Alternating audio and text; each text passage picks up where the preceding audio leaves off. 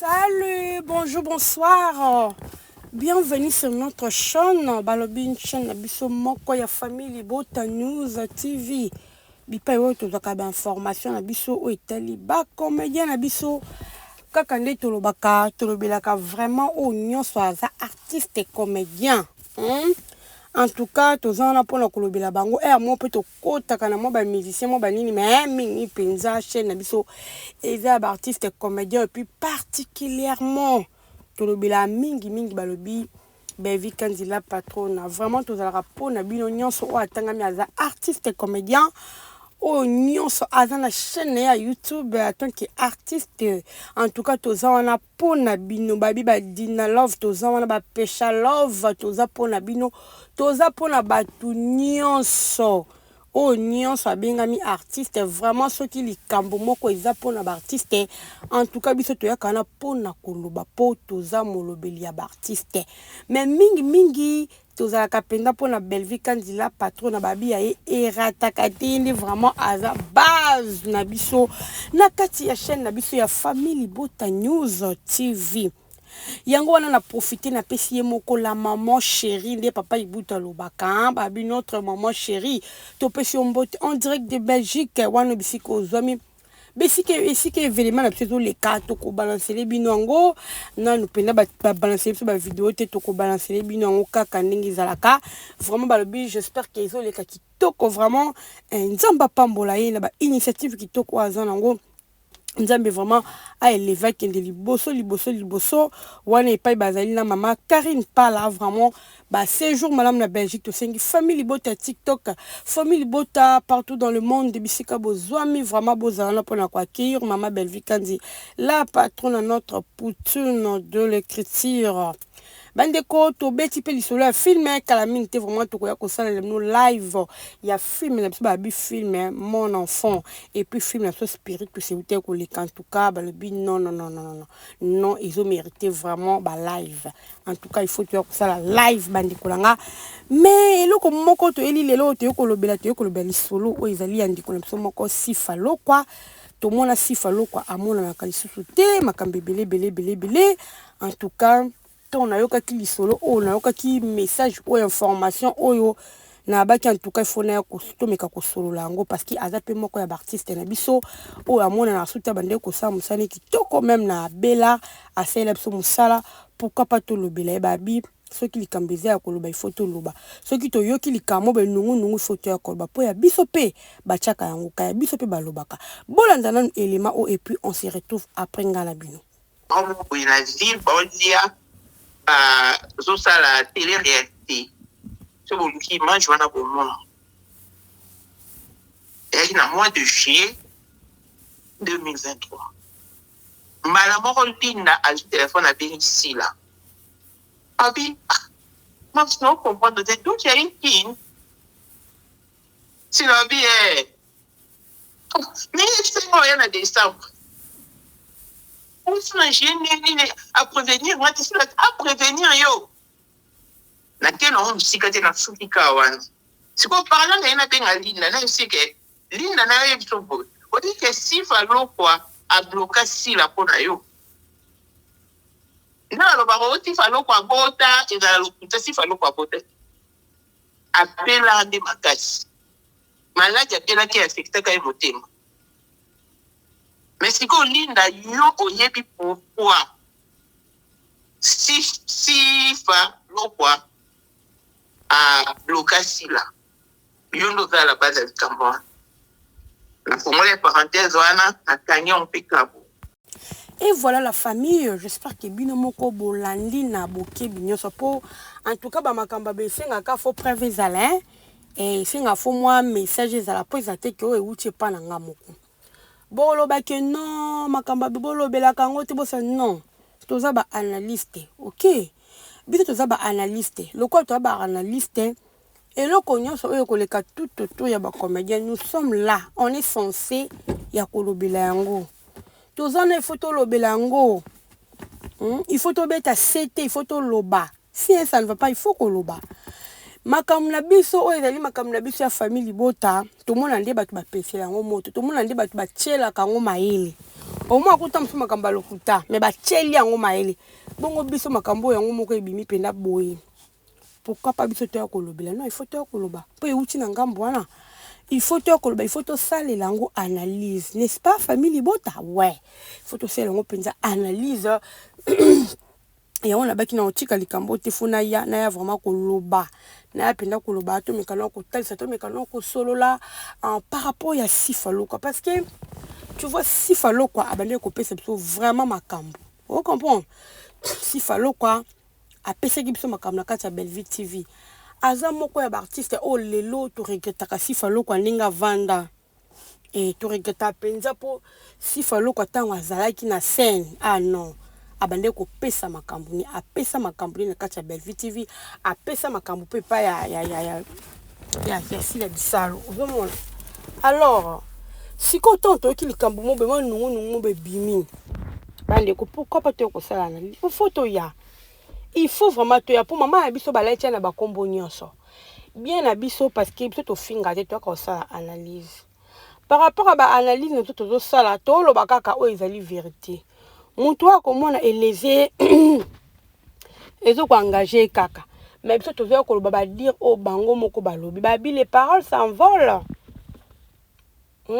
les écrits restent mais na moment où comment les vidéos restent ozomona et asu ba écrit te mikolo to comprendre système ba audio kaka ba audio le koma ko tikala po audio oyo ezelo komoko eyokani etikali ozomona etikali do moya ko sa automate yango moni tant to saka be mission to saka ba live il faut vraiment ko sala attention na likamo boko ko loba tant monsieur lobi na oka ko lobi na yo po benda a tirer bato o talama mais oyebite après ça et le connaît ko poser yango il faut tous aller vraiment prudent la place wana bandiko o nyos baza ba chroniqueur ba chroniqueuse ba journaliste biso nyoso to donc ça ba analyse vraiment il faut être prudent ba bimunoko oyo faut ye ba kanine ko bimisa et surtout na be mission to sala et be mission boko ezo talama partout et puis eza ba biloko moko ko zo tika na YouTube bana bakokola bakoko no bakoyaka si s'agit batala ba émission bakotala yango alors il faut qu'on la prudent na ba auto zo ko bimisa surtout na bakombo ya bato auto zo ko bimisa yango moninga na boy ko ya koloba pamba poso na lobi pamba et kozala que alobi a fondé na zwi na ngakaka pour dire que na zwi nde na yoke pa mutunga na ko sela analyse yango pe na che audio wana tant to chaka ba audio za ka preuve ozomona osali kaka émission olobi sans moi eloko moko boye surtout soko zolobi la bato alors loko na zolobi la likamba sifa auto mona ramona na lisusu te sifa kotanda ka vanda na ye alors pona kolobi likamba sifa na baboye loko na yoki yango epousser ngana ya kosala analyse alors fona tchela bino audio wana boyoka pola linga na kosala analyse to na lobana biso famille bota to inventa ka likambo te to loba likambo ka to yoki opeto moni so to yoki te to moni te to loba na biso te to loba te to sa ba promotion ba film na biso to sa la promotion maman na biso alors to yaka soki to yoki preuve et yoki nungu moko be nde yango epusaka biso to ya kosala analyse yango moni to ye parce que Sifalo quoi aza moko ya ba actrice na biso oyo abande ko jouer tellement kitoko lelo to za na ba douleur de Sifa avanda Sifa vanda pour la maladie to yebi biso que Sifa abela ki akote kindabo maintenant yango ko fi ko yeba ki Sifa na abloka sila nyana ko to yeba lisolo wana soki ba beteli binote ozomona pe nyonso ne utake pa na bango kande ba yeba makambo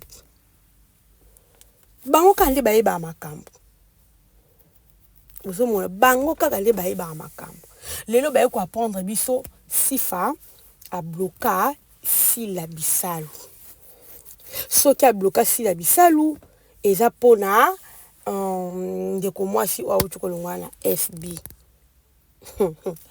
la famille bozomona ba vérité ndengi ekomi kobima o babenga ba very ba vérité comme kobima et ba vérité ngo ezobima ya solo sopé lokuté to yebite sopé ka pona ko bebisa image linda e point d'interrogation so ki peza ya solo bango moko kande ba yebi mais biso tozwika maloba wana yango to ekosela analyse tozwika maloba na obino mo bolobi yango biso to seni ni to ekosela analyse to bomba pété to bomba te parce que bino pe na makambo na biso bozalaka misu boye bino ko to créer la biso makambo o to yebi mutu na makolo te.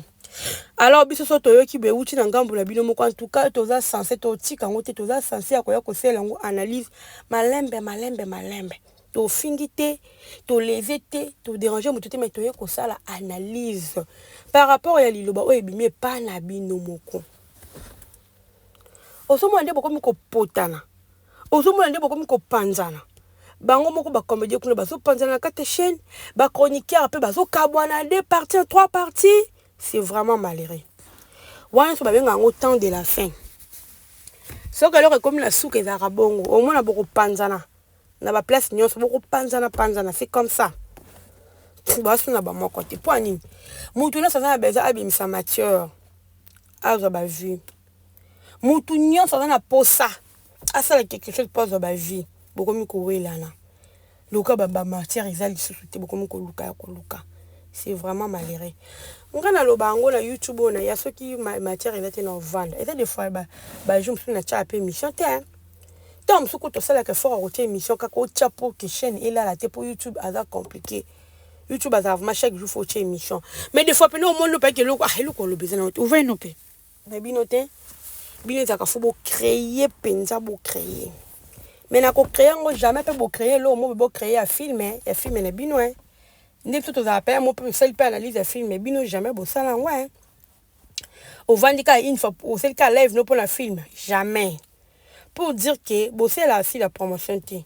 Bosser là ma bumu na bino. Mais il y a comprendre ngo ti ya mona ngo za façon na ya ko mata or ezaka lokuta. Parce que tala ba vérité de comme ko bima. Ba vérité à somme boy.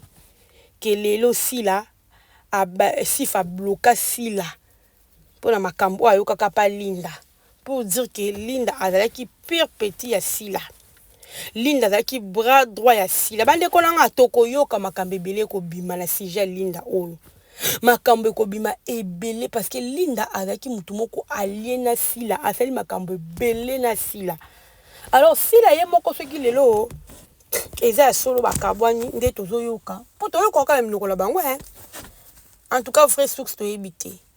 Ceux qui vraiment étaient solo si la yemo ko dans ko banga parce que yena makambe belé o Linda ayebi pona ye eza makambe belé o Linda ayebi alors na makambe belé o Linda ayebi a ozape na bobangi ke Linda ko obimisa ba secret yaya makambo izali makambo je vous dis niveau makambo ezokende les familles Libota niveau makambo ezokende les abonnés de famille Libota.